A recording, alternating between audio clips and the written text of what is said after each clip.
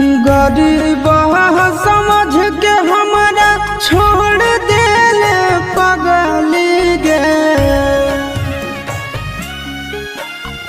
गरीब समझ के हमारा छोड़ दिल पगली गे। अमीर से जाके गेल मिल गे करे जबा कहा ठहक हलौ तोरा दिल गे करे जबा। पैसा बेच दिल बचू